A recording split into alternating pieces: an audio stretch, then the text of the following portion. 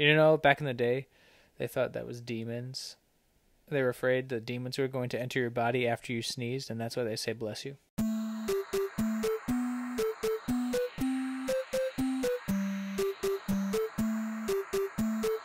Welcome back, listeners, or if you are new, welcome to the Digital Divide podcast. I am Justin Fry.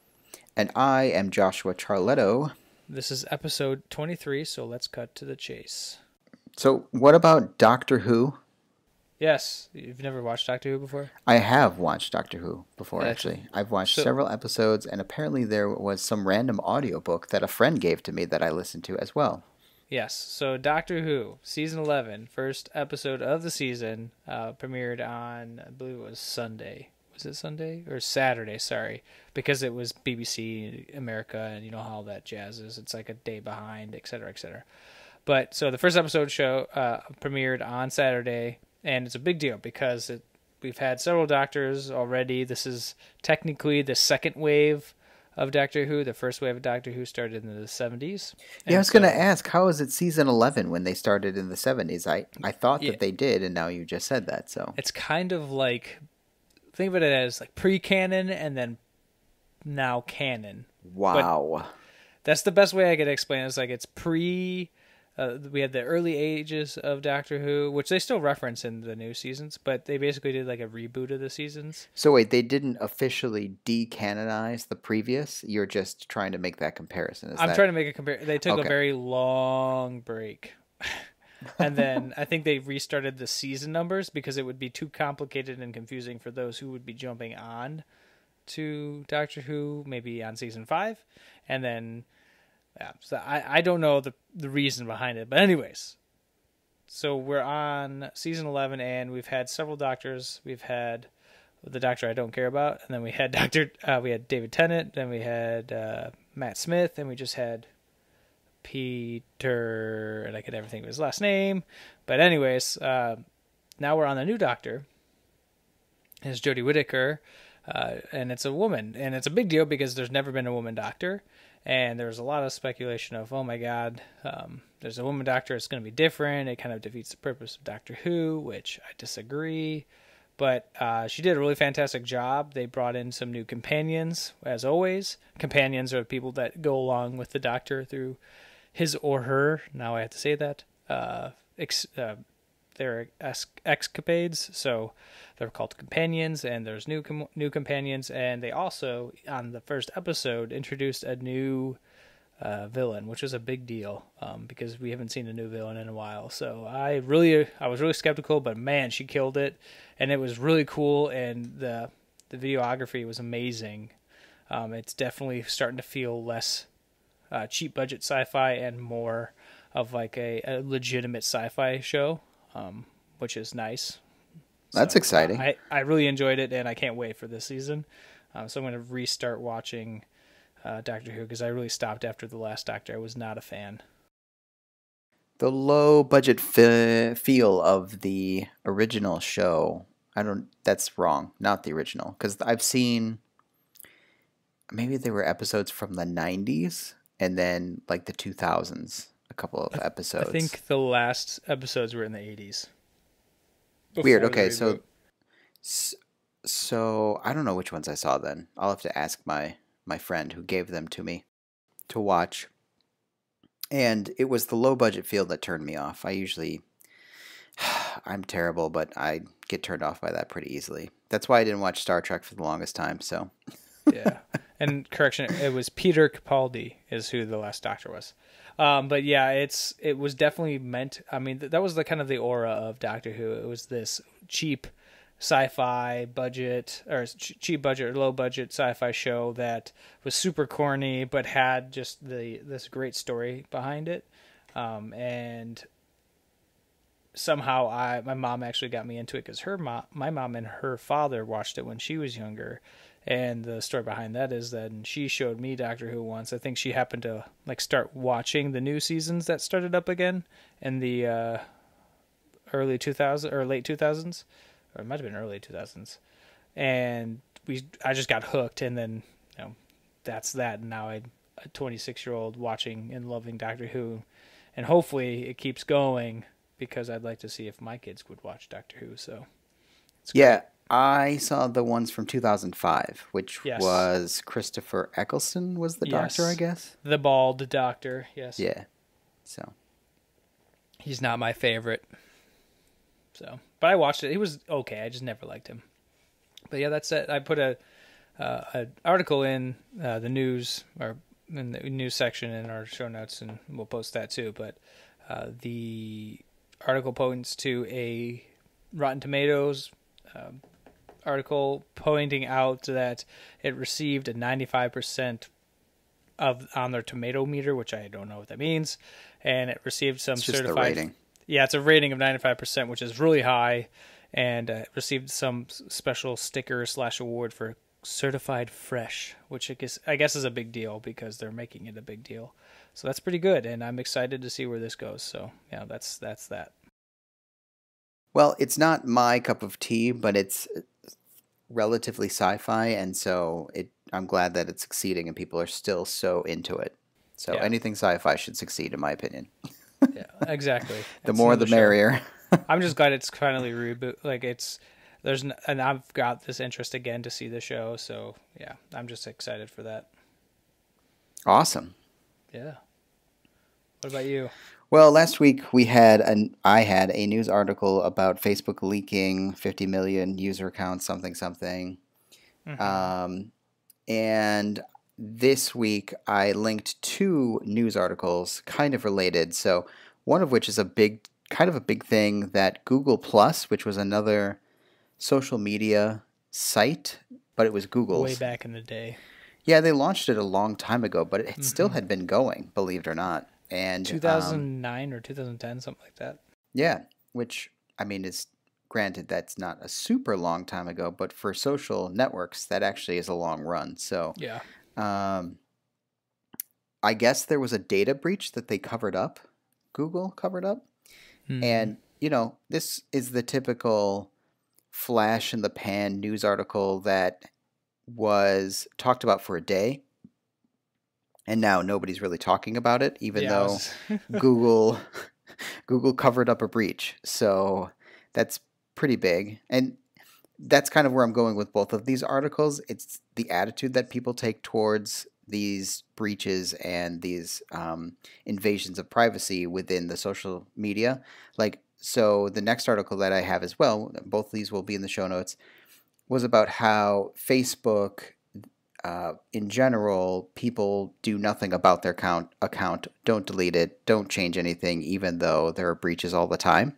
And that kind of goes along with, granted, I mean, I don't have any cross-referencing material right now. It's mostly anecdotal, but I get the same feeling from people that, oh yeah, it's Facebook again, or oh yeah, it happened again, whatever. And yeah.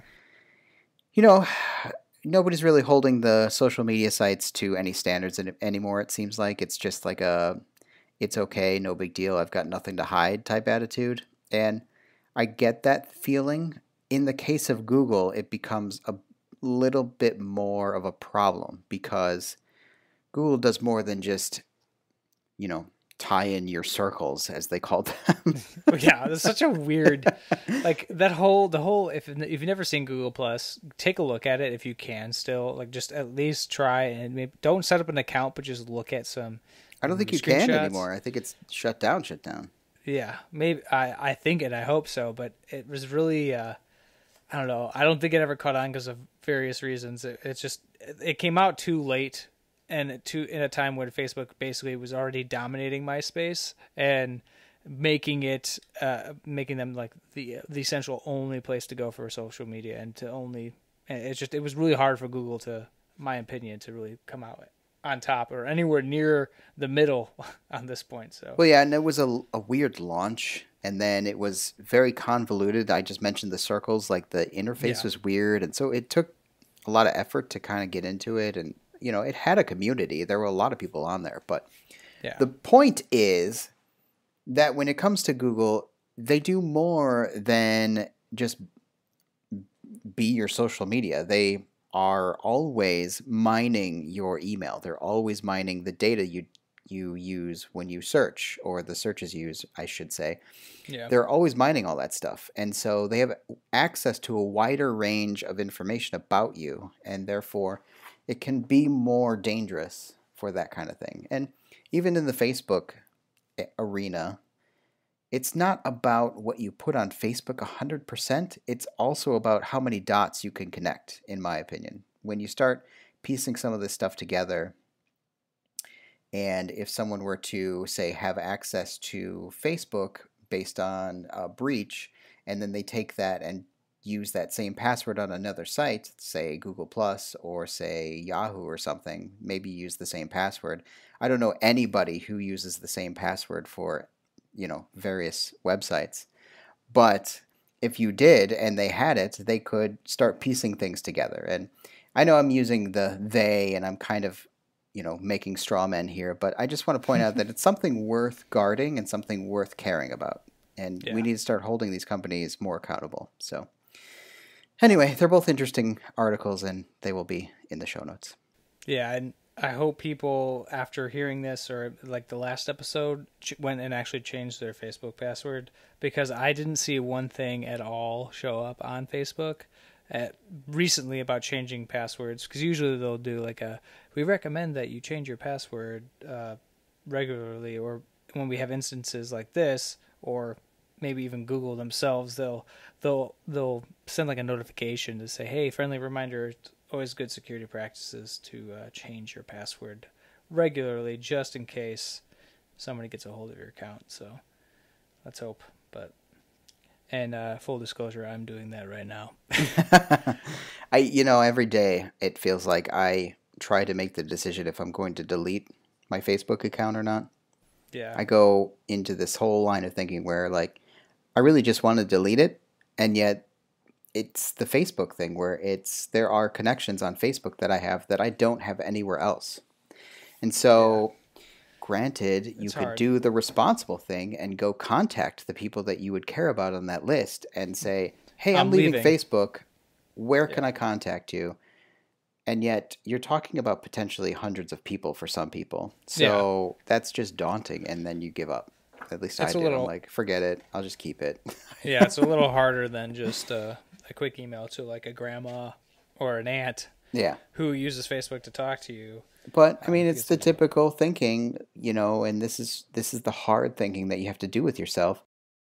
If those people are so important and you haven't talked to them in a long time, how can they be that important? In other words, like, how can those people on that list be that important if you haven't talked to them in a long time?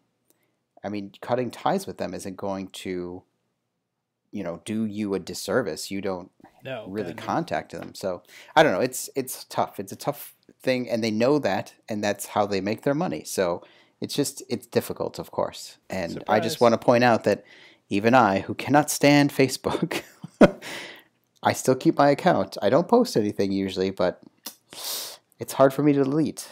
So they're good at what they do.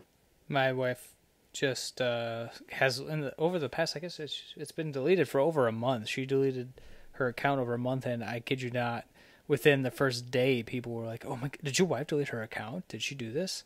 And it was just kind of funny, because how people realized it was they looked at my marital status on Facebook, and they're like, "Oh my gosh, I don't see you're married to Aaron. It just says you're married." I said, "Yeah, that's fine. I'm still married. Just she deleted her account. She didn't want to see it anymore. She's tired of Facebook and all the negativity on it." So yeah, well, and that negativity isn't just exclusive to Facebook. Hello, Twitter, and Reddit has the same situation. It's just, I don't know, social media is, someday we'll talk about it. It's marginally useful. It's okay. I think it's relevant, and will be relevant for a very long time. We'll see what comes next. Oh gosh, yes, it's never going to go away.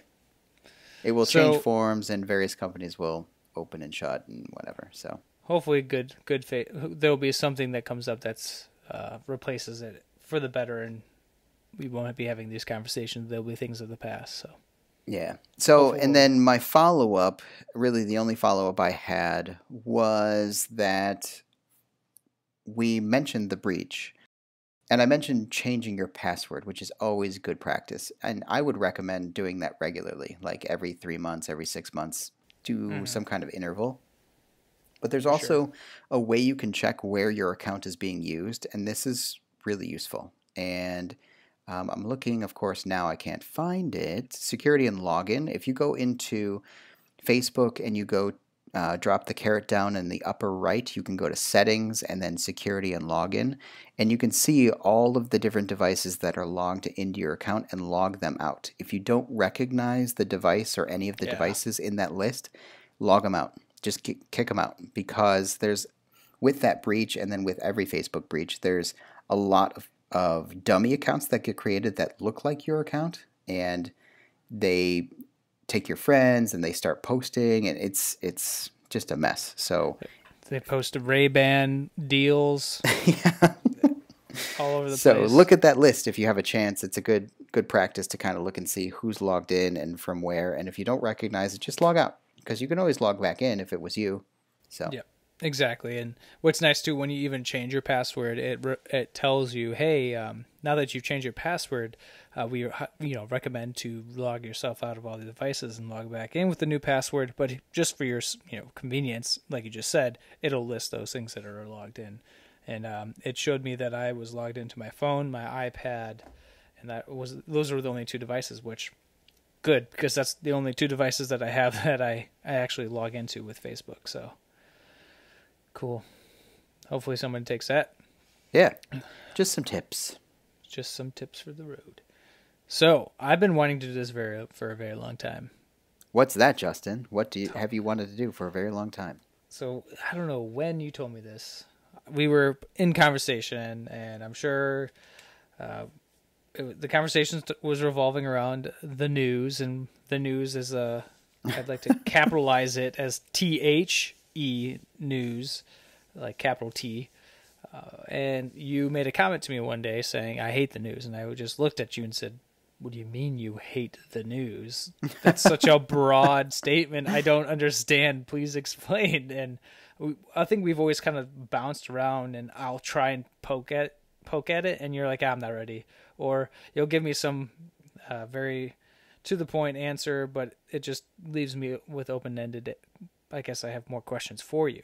So you finally, to just the last couple of days, like 2 days ago, you told me you were ready to talk about it. So before we even talk about it, why all of a sudden are you ready?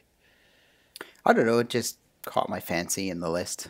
That's a terrible phrase to say. Caught your fancy? It caught my fancy. I just went in the list and yeah, I saw it and then was like, let's talk about that. Wow. So that's how you find out what you want to talk about. Got it.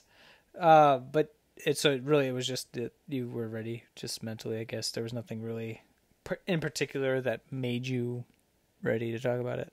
Yeah, no. I think no, nothing in particular changed, or it just, I don't know, seemed interesting and like we could have a good conversation. Good. Well, that's what we're about to do, because I would like to start diving down and dissecting this, because I'd like to do that. So first of all, let's start with, I guess, where this started. You don't like the news. Was there ever a point in your life where you relied upon the news, that you enjoyed reading the news? And that can be like newspapers / your news feeds, like RSS feeds, anything. Was there a point in your life where this was not the case, that you actually did like reading the news? That's a really, really good question, and I think that we should start out by first characterizing The news, yeah. what I actually mean. Well, then please do so. Because I don't hate the news. That's kind of incorrect. I don't have any use for it, really, is what it comes down to. And then that is a very broad statement, like you just said. So, I mean, I've always read tech news, and I've always been very interested in technology and the news surrounding it. Though in the last year and a half, 2 years, it's kind of waned for me. Yeah. So, I mean, I've always done the tech news thing and Apple News thing through RSS feeds, which for people that don't know, that's where website has a feed set up where when they publish something, it automatically gets pushed out to like either a site or an application you have that catches it, and Yep. then you get that article. So, I mean, I was a huge proponent of like Google News, essentially. Well, no, that's not right. I was a huge proponent of Google RSS. So I used Google RSS constantly. But, or what was it called? That was not the name of it. This is before my time, or at least I don't remember. Oh, gosh. It was so awesome. It was the best. But essentially, I subscribed with RSS to a whole bunch of like Apple pundit blogs and a whole bunch of technology blogs, and that's where I was getting my news. Not from like big news sites, but from like independent bloggers and like Marco that we listen to his podcast. Marco Arment. Yes. Yeah, at marco.org. That's I mean, he posts things few and far between now because blogs are dying. Which is a shame. It is a shame because I really liked getting technology news from independent bloggers. I really liked that. And, you know, that's to say, I'm not even saying there was really news. It was just interesting articles to read. So, yeah, I mean, I've never really been interested in the general news. So that's a really interesting question because I've actually never put any thought into that. I've never like sat down and watched a news show. I mean, I've seen it, but I've never been like, you know what I'm going to do? I'm going to watch the news tonight. Okay. That's not something I would ever do. So, because like fondest memories for me are, and this sounds super stupid and people are going to think I'm weird, but I love watching when I was younger. Oh my God. When I was in college and growing up in high school, I was always watching like CNN. I was listening to Fox News. Like I purposely went around to every single station I could, regardless of the political, it's political, or it was leaning politically. I still watched all of it, and because I'd like to get as much information as possible. And I remember my wife, when we were dating, came over to listen to, I kid you not, we sat down in my dorm room in the quad, and we watched one of the presidential debates, and I was enjoying it, and the news that was coming out of it was fascinating. But anyways, sorry. It's interesting because I characterize news very specifically and very differently. Let me try and break that down a little bit. Yeah, so, please. Like the evening news, for instance, the TV show, that's not useful to me. I don't think that I would. Well, and I take that back. Like if it's local, like evening news, I don't know. It's been a long time since I've watched any of those shows. So ever since Tom Brokaw left, yes. There's not been a great daytime or nighttime nighttime news show or what was like? Why can't I think of the name? I feel not evening news. I don't know. Yeah, but there's anyways. There really hasn't like been an evening news show. Like news anchor and stuff. Yeah, there hasn't been something prominent like Tom Brokaw. So I can totally understand because he's an amazing guy. Well, but I've never found any interest in it ever. Like never wanted to seek it out and so that's where it's not that I hate the news. I just don't enjoy it. And so it's not that I actively try to avoid the news. I just don't go looking for it. And then the things that and we'll delve into some of this, but the things that I do surrounding news, as in like things that are changing from things that interest me, I curate in certain applications. So that's why I wanted to point out, it's not that I hate it, it's just that I don't go look at it actively. So I guess that kind of defines where I'm at right now. So you're not sitting down and watching a TV show or a news show, whether it's a special segment on CNBC or MSNBC or Fox News. Oh, that's what I wanted to say. That I do kind of differentiate there a little bit. Like I've watched like 60 Minutes and see, I don't even know if that really counts. To me, that counts because it's a news article. But I don't. That's not like something that I like every week have to watch 60 Minutes. In fact, I think I've watched it in the last 10 years like twice. So it's not like a go-to thing for me. It's like, oh, there was a cool, somebody tells me that there was a cool 60 minutes segment on something that I talk about or I'm interested in, and I go watch it. But you mentioned something before where you said the presidential debates. I don't, Yeah, that doesn't fit into the same category for me.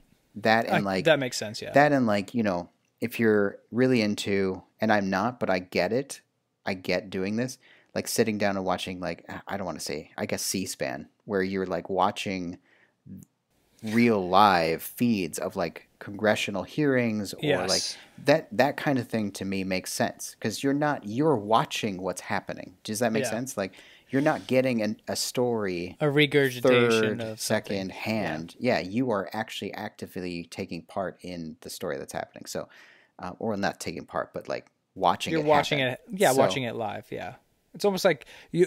It almost sounds like you enjoy and just, I don't know if this is possible. But breaking news would be more of newsworthy information because it's actually happening at the time. yeah, well, and that's useful. You know what I Yeah. mean? And that kind of, and we should go down my list of how all of Yes. this goes through my brain. But like that to me is okay, breaking news, something's happening locally in the area, you need to take shelter, or you need to do Yeah. something, or that's like actionable information that pertains to your current life in your situation. That makes sense. And that to me is very useful and important. And I think that when I say that I don't seek out news, that doesn't mean that I don't think that kind of thing is important because that is really important. I think that's a huge service that the news has Yeah. always provided. Yeah. So, Safety for its for the U.S. citizens, essentially. yeah. Okay, so you've defined it. I think I understand what you're saying here, but where are you now at the point where you kind of used to listen to it or watch it through the ways that you were watching it through or listening through or reading it through RSS feeds, but where are you right now? What is there something like a single event that made you less? I don't know. Yeah. So, this is going to sound dumb, but I'm going to say it growing up. Yes. So, and again, I want to point out I've never really been interested in, or enjoyed like the news. And Mm-hmm. I use that as a general term for like, things that are happening in the country that they're reporting on about something, Yeah. something. I've always seeked out technology news, and I still do that to an extent. But generally, I do that through like Twitter or I'll do that through Reddit. And that's almost closer depending on if it's like a live tweet, which I guess is dying, but you're looking for information to be immediate or as it's happening, and that's more beneficial for you. You find that is more something that you like or enjoy or not enjoy, but you find more relevant anyways. Yeah, So I enjoy those topics, but I do want to point out that it doesn't need to be immediate. Like I'm not really looking for the immediate. I'm looking mhm. just to like glance over some Yeah, general ideas of what has happened in the last day or two yeah, and get an idea of, the interesting things and maybe read an article that interests me. So, for me right now, that breaking point, it wasn't like a direct like, hey, it's January 3rd, 2005. I can't do the news anymore. It wasn't that yeah, specific. It was just this slow burn of like everything that's going on and every way that the news now reports the news becoming really like abrasive to me. yeah, Like I yeah, don't, it's like grating. It's like, okay, now not only do I realize that this is like a second or third hand story where you need to do work to find out what the actual story is by, corroborating with other sites, but on yeah, top of that, you're putting in a lot of like flair, and I have no interest in this becoming like showtime. You know what yeah. I mean? I want the facts, and that's not what they're interested in anymore, I feel like. So that started happening a while ago. So And are you thinking more like fear mongering, well, some essentially? of that, but like also just the way that stories are spun, and they have always been spun. Of course, it's the Yeah, news, but that's I feel like it's getting extreme, especially these days. Although Yeah. Anyway, so it's getting extreme. Yeah, you're gonna And get a little carried away there. yeah. And it it's not useful because it's spun in a way that then gets you away from the facts of Yes. what actually happened and usually masks the facts. And so Oh yeah. now if you're going to let's say I'm an emotional person, you know that I'm not, but let's say I'm an emotional person and that I see this article and now I get all spun up over this article, right? I'm Yep. angry. And yet somehow this article wasn't entirely truthful because they spun it.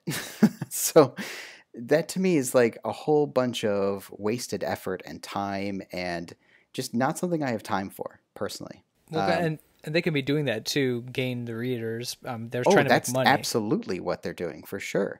And, there's varying levels. I'm not going to say all news sites and all newspapers and all news articles are the same, or Yeah. authors or whatever, editors. They're all different. And, people who are interested in the news will take the time to find the people that write the news articles that they're interested in. Like they Exactly. latch onto those people and they say, I really like the way this guy thinks and what he does, and he's kind of speaking to me. And I've never wanted to do that work. So for me, it's always come down to, and this is how I define so much of my life, right? Like input.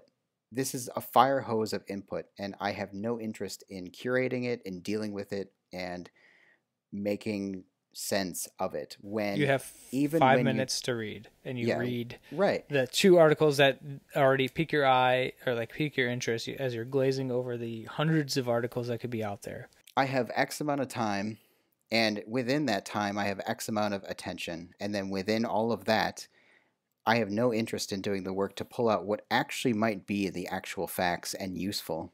And Right. then after I do that, what kind of action am I going to be able to take on this? Because Yeah. that's how How do my you brain feel about works. it? Right. My brain then wants to take action. And these things that are happening that are being spun and then whatever, slanted and whatever, there's not really any action to take. That's just informational. And I don't need that information right now. I'd like, yes, the informational stuff that happens where it's like breaking news and you need to watch out for, or there could be this, or that's useful, and so therefore you need that information. But I don't know. It's just the important stuff. What's interesting is that I pulled away from it a long time ago, where I just don't even like you made a great example one time. You use Apple News. Mm-hmm. I removed that application, even though I love the way it looks so much. There's no way for me to curate the front page so that I'm not seeing all that stuff, and I don't want to see any of that stuff. I just give I'm me the actually stuff that I looking at actually it want right to now. see. And digging through everything in that app to find the stuff that I want to see, like it's not worth the work. So, um, I don't know. It's not that I'm like actively avoiding it. I'm making it sound like I am actively, but like I want the stuff that I'm interested in to come forward so that I can spend the time, what limited time I have, on the stuff that I'm interested in, and then move forward. So, Hmm. So when you do have the time or something does pique your interest, this is what I'm assuming is what you're doing, that you're reading something more like tech, that you're just maybe reading a review on something, or something comes out about a large company that is now being sued for blank patent being stolen or copyrighted or copied.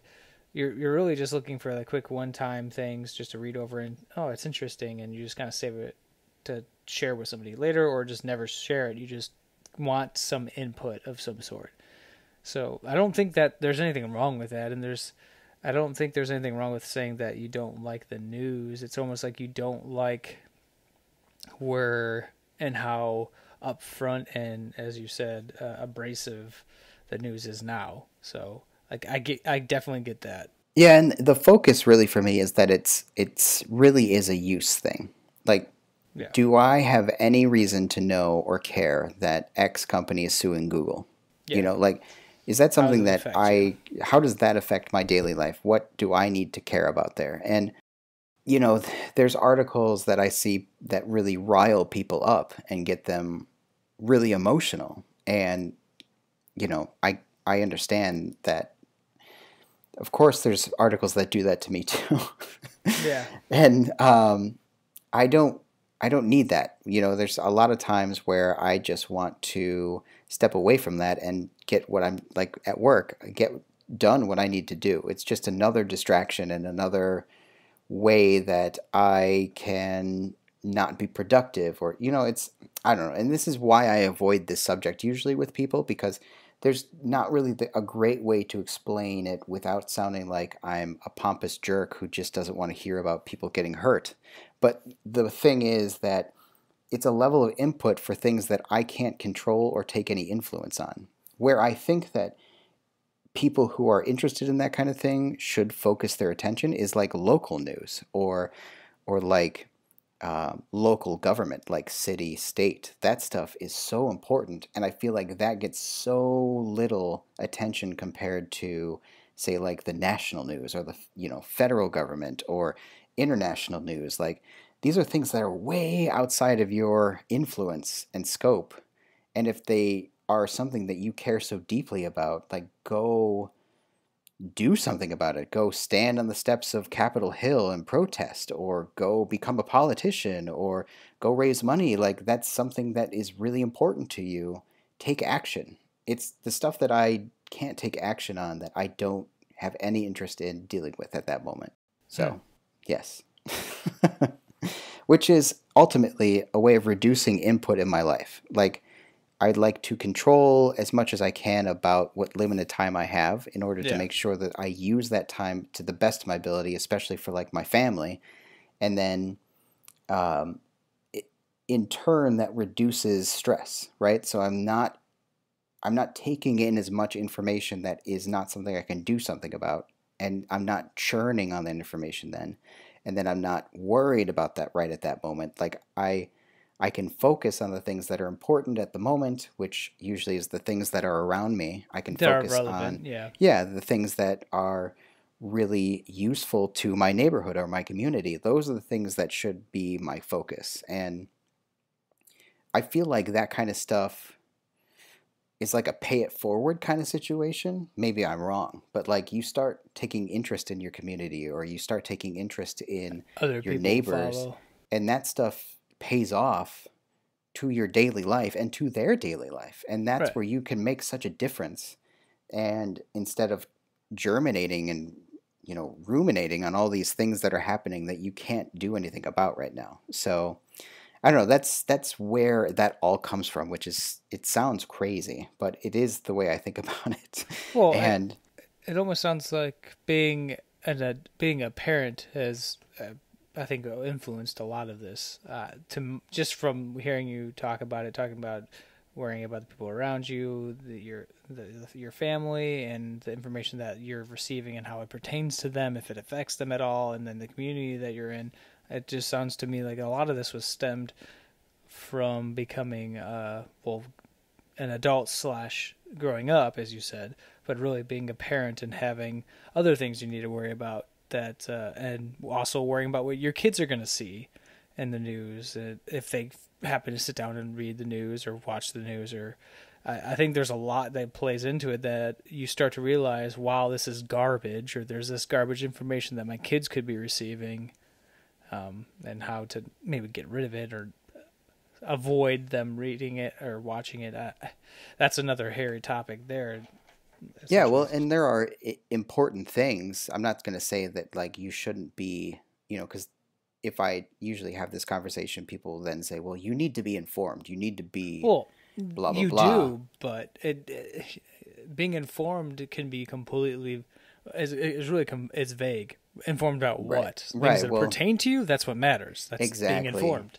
And what's interesting is if you do this experiment and whatever, and you get to the point that I'm at right now, the stuff that's important gets bubbled up anyway. You end up hearing it in conversations at work, or you end Yeah. up hearing it from family members. It's not like, and I'm not saying that you should be using other people for your news, but the stuff No. that is important and actually pertains to things that you should care about ends up reaching you anyway. And then you're not getting this fire hose of garbage that like there's some good stuff in there, but then there's a whole bunch of trash that's just trying to get your attention and make money off of your attention.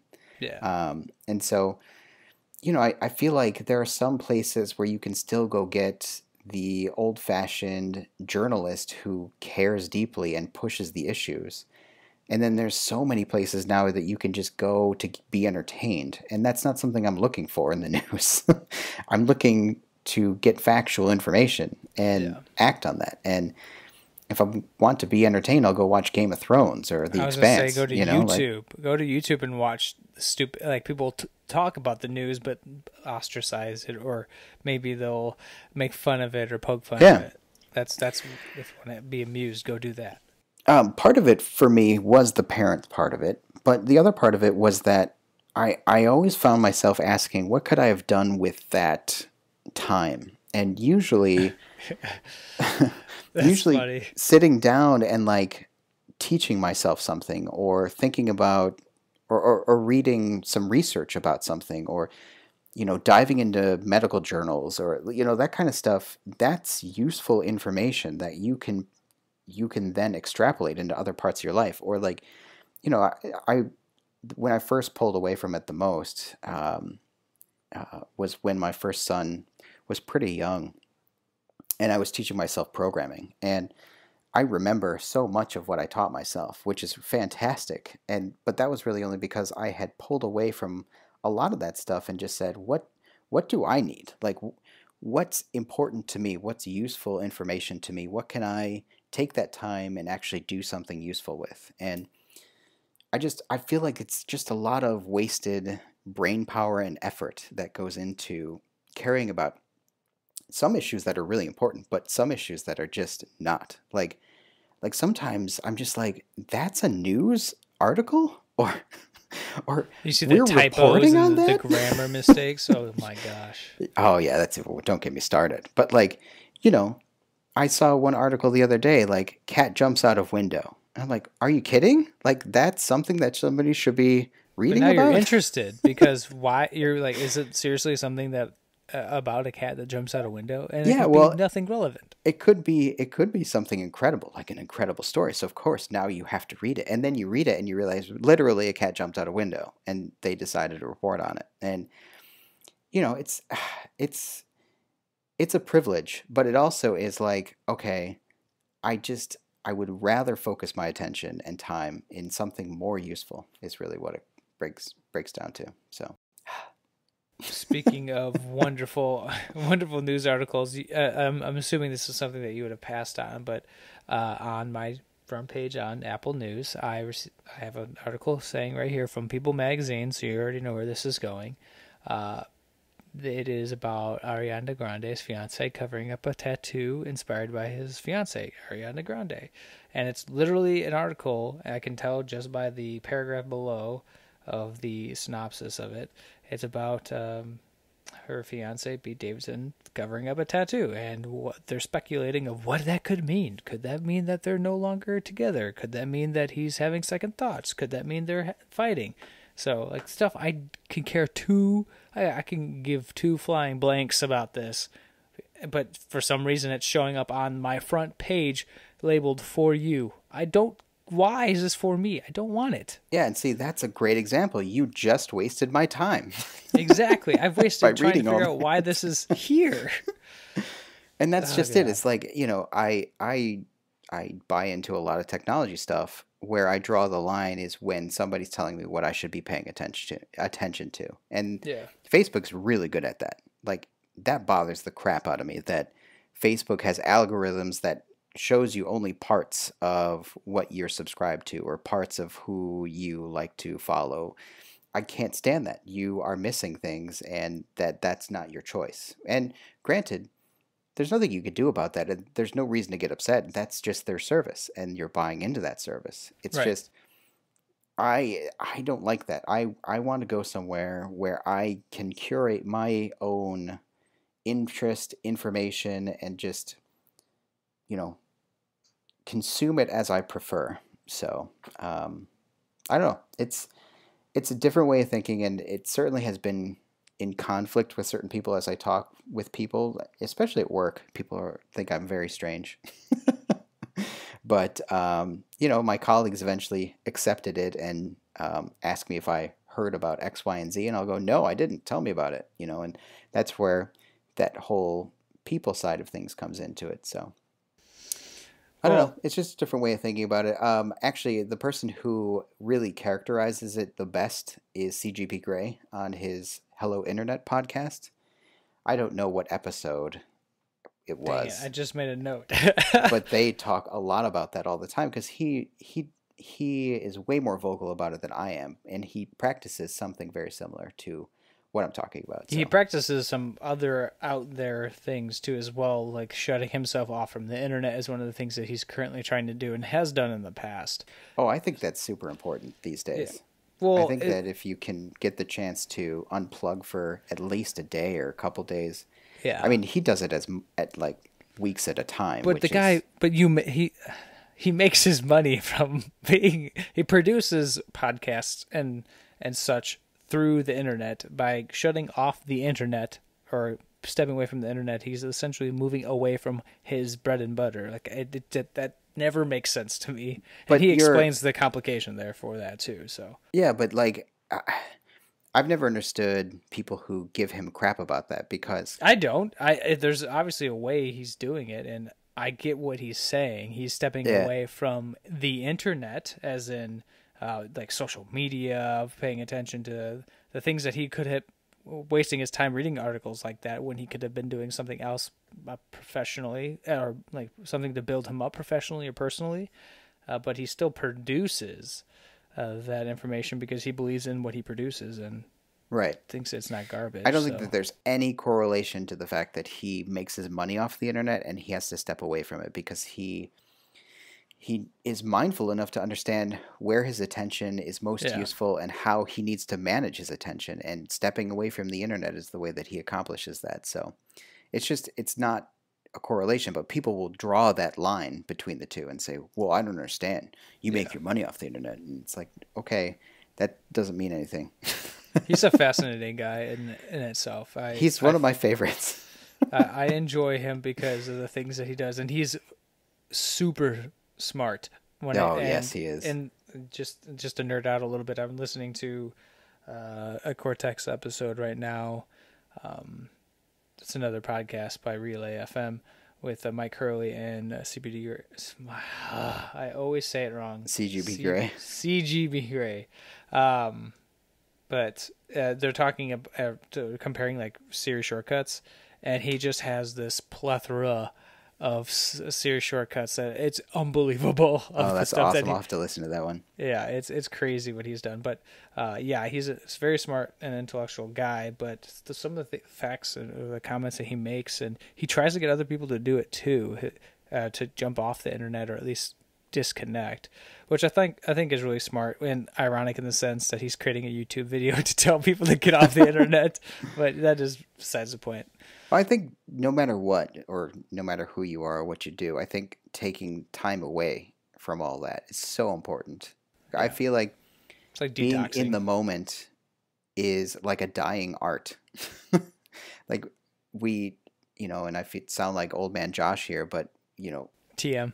Right. We all stare at our phones so often when we're supposed to be listening to somebody talking, That's just one great example, and it's just we could be better at it. So anyway. Oh yeah, I wanted to say, I myself at points have thought how crappy the news is, and my characterization of the news is, I hate social news. So I hate, or at least I hate news that has anything to do with pop, celebrities or gossip magazines or of gossip news. Like all that to me is, I'm not even apologizing to this, but absolute garbage. I don't care about anybody's life except mine and my wife, my family, and my friends. As long as they're okay, I'm happy. If there's something out there that's going to affect them, I want to know and stay on top of that information.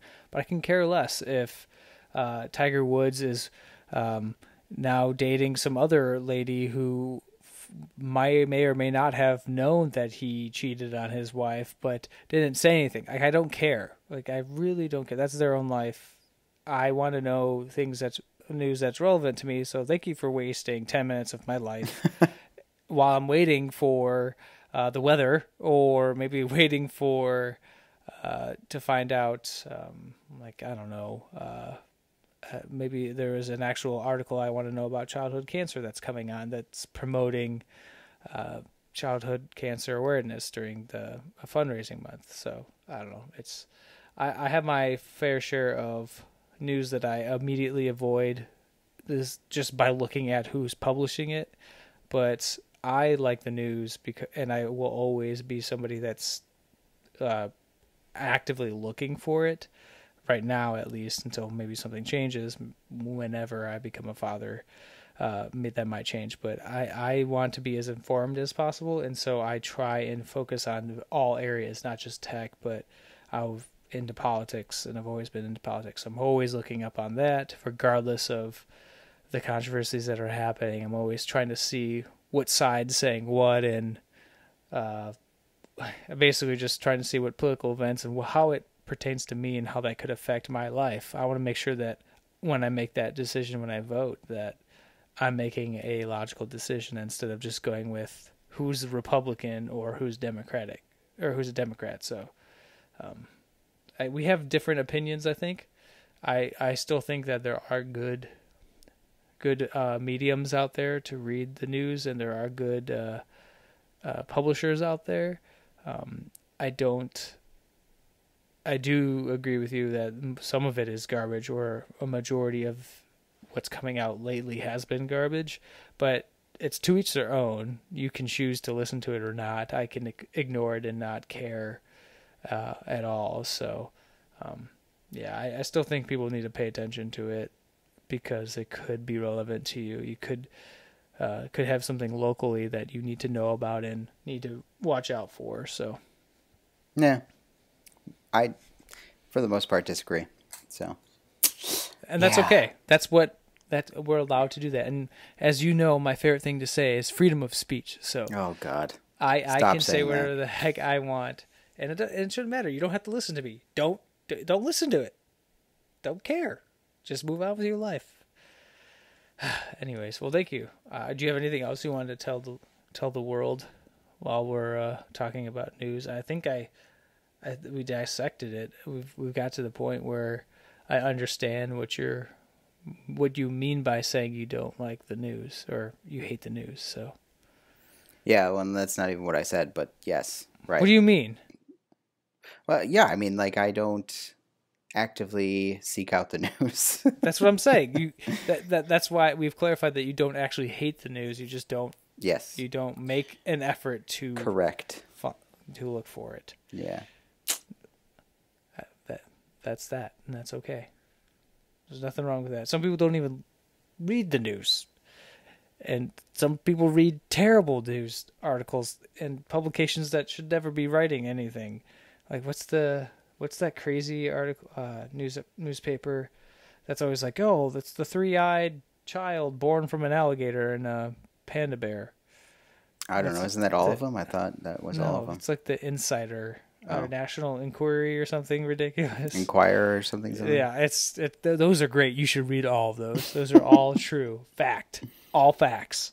Yeah. I mean, if I'm going to learn stuff and get interested in stuff, I'm going to go find books about that subject or, articles about that subject that have been well documented and well researched and have sources, and I don't know. That's just me. So what you're saying is I'm going to send you all the cryptology. Is it cryptology? That's with the study of the monsters, isn't it? Cryptology, something like that. By Bigfoot and all that jazz. I thought cryptology was the study of, like, encryption. Hold on. We're doing real-time follow-up right here. Study of codes. What am I thinking of? There's a word for it. Cryptozoology. Yeah. There we go.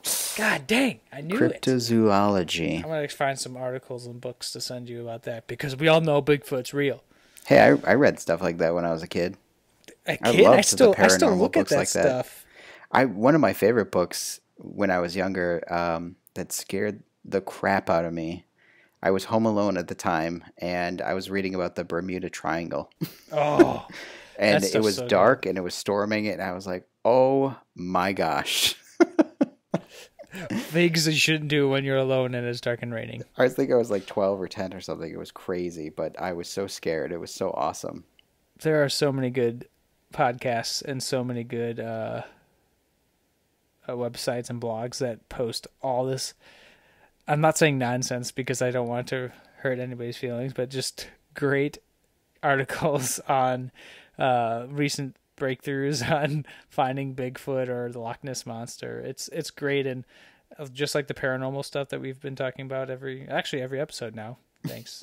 Like some of that stuff's in there, and it's great just to read, and it's just fascinating. Part of me just wishes that one of these days we're gonna find an actual Bigfoot or anything, and we can just go, hey, now that chapter is ended. Now we got to find some other crazy chupacabra or something out there. So cool. Yeah, Guys. good times. So Josh, I have a problem, or not a problem, but I have something I want to rant about. Okay, do it. This is the time. This is the time we're ranting now. I have a problem with a statement that was made by a friend of mine, who's still a friend after this comment, surprisingly. But they said to me that when they were younger, they brought their Game Boy outside to go play Pokemon. Outside, like outside meaning like at a park, or they walked and sat outside and played it in their backyard. And like I found that shocking. It was like, why would you do that? And what this all stemmed from was there was an article that came out about the Nintendo Switch having a refresh coming up in a year or so, and adding a new bigger screen, OLED screen, so crisper, clearer, and basically it would work better, or you'd be able to see it better in outdoor light, so it had a better contrast to the screen. And they were like, "Oh yeah, I'm gonna." And the person commented saying, "Yeah, I'm gonna go. If I would have the new Switch, I'd go outside playing it all the time. I, go sit at a park bench and play it." And I just was like, "Why? Why would you want your kid or yourself to do that? When you're outside, you want to play sports, or maybe walk and look at nature, or ride a bike, or do something other than play a video game that you can easily do in your own house." And my rant is that my children will not play these video games outside. I didn't, and I loved video games. The moment you step outside, you shouldn't be playing your Nintendo Switch. You shouldn't be playing Pokemon or whatever the new fad is going to be on a handheld. You're outside enjoying. You should be outside and enjoy nature. Play ball. If you don't like sports, that's great. Walk around. Walk around a park. I don't know. Do something outside that doesn't revolve you sticking your face into a screen while there's all this beautiful nature out in front of you, around you and in front of you. Like, take advantage of that. You never know when that'll go away, or you won't have the time to do that. So make sure, one, you don't do that when you go outside. It's the same thing with your phones. Don't look at your phone when you have all this beautiful nature around you. And two, don't let your kids do that, because you're just going to set a bad example. And rant. I just want to be clear. You're upset and offended because somebody took their portable gaming system outside to use it outside? Yes. Outside, yes. Basically, yes. I see how stupid this sounds, but I'm offended that somebody took Do you the get this portable upset device. at all the adults who are riding all the trains and walking down the streets and stuff with their faces in their phones? I do, yeah. Do you get this upset by CGP Grey sitting on the park bench with his iPad doing work? This is a good one. I think mean, vitamin D is good for you. Different yes. people do different different things outside. I think maybe you're missing the time frame. Like if that's all kids do all the time is go outside and play video games on their video game systems, they need to have a little variety, do some different things, I think good vitamin D is good for everybody. So going outside And maybe if they want to change of scenery for working, which requires them to look at a screen, that's, yes, a hole in my argument, and I acknowledge that that's a hole. But they're doing that because they want to get out and enjoy the nature. Maybe that helps them, right? Maybe that helps them be more productive, and more power to you. I think it's a great idea, except I think I don't perform better in nature when I'm doing work, digital work, or whatever it might be. So, yeah. So I have taken as a child and as an adult, my portable gaming systems out into nature because I enjoy that. Are we not friends anymore? Is that what's happening here? No, that's fine. Again, it's to each their own. I can't tell you what you did is wrong because technically there's no right or wrong here, but it just, I don't know. I never did that. As far as I know, my parents made sure I couldn't do that. And I don't think I maybe had the ability to do so. I played my Game Boy in the car on car rides. That's still a completely different environment we're talking about. And that's why, that's where portability of that device comes in handy when you're driving somewhere and you're in the passenger seat or sitting behind in the van playing it while your parents are driving you places. That's fine, but I don't know. No, you're still my friend.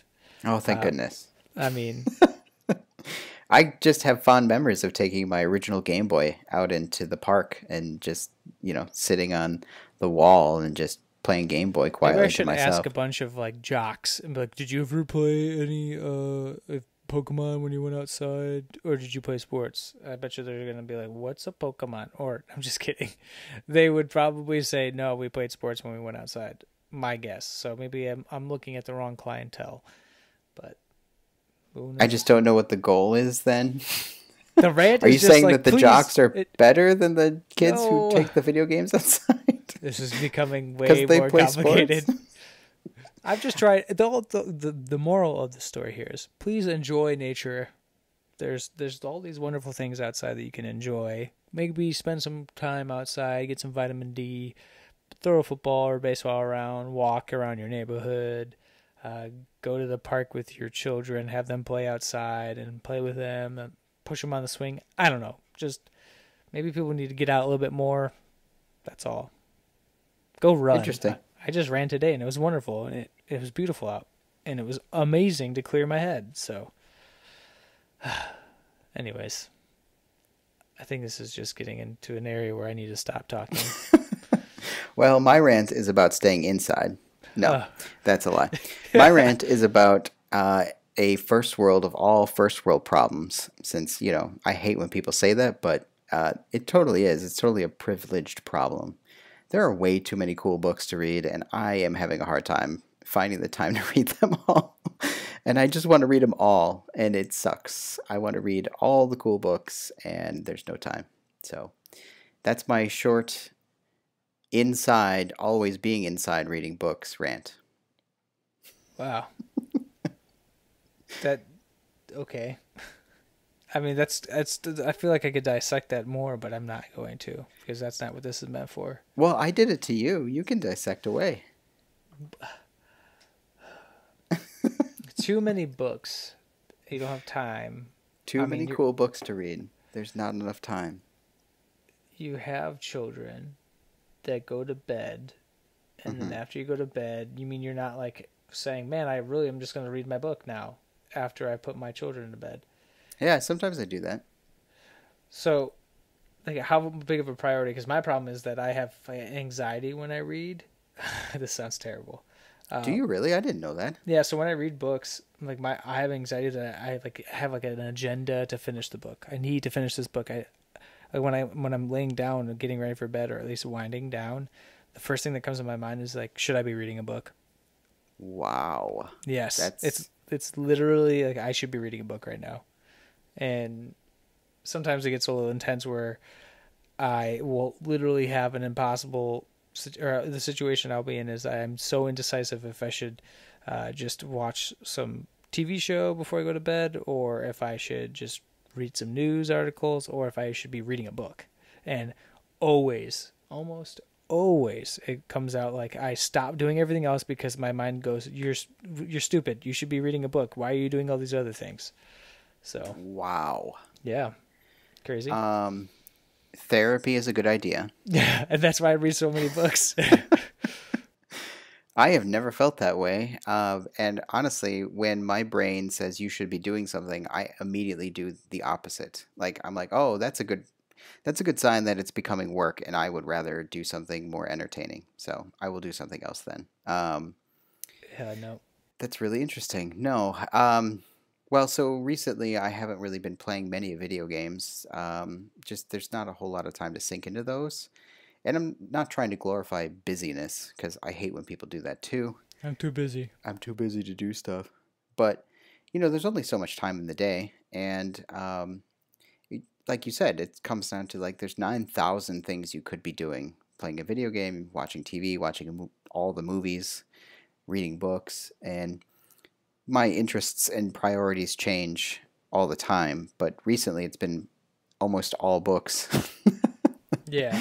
Especially when you find good ones. Oh, it's so good when you find good ones, and I just can't put them down and just read it every moment I possibly can. In 3 days, yeah. Yeah. Yeah, well, I hadn't done that in a long time. Actually, I don't remember ever reading a book in 4 days, and Justin's referring to a book I read called Red Rising that he had recommended and some other people had recommended, and I literally read it in 4 days. Granted, I was laid up with my knee in pain, but I couldn't put it down, so it was amazing. It's so but yeah, good. books, I'm really enjoying them again, and just want to read all the books, but there's just only so many hours in the day. You ain't got time for that. Yeah. Right. Cool. I think that's it. I think that is it. Thank you all for listening to our 23rd episode. You can follow the show on Twitter at digitaldividepc or send us feedback by sending us an email to askdigitaldivide@gmail.com. You can get all this information if you go to our website at www.digitaldividepodcast.com. Additionally, if you want to follow our personal accounts, I'm on Twitter at justinfry121. And Josh, where can people find you? On Twitter, you could find me at jcharletto. That's my first initial last name, spelled JCIARLETTO. Or you can email me at josh@charletto.com. I'm still a little jealous that you have your last name as a .com. You can too. Eventually. If you like this episode or any of our other episodes, give us a review on iTunes or anywhere you are listening to podcasts. And until next time, take care. Are you going to say bye? Oh, yeah, bye. It's like you're not even there. Bye. I lose.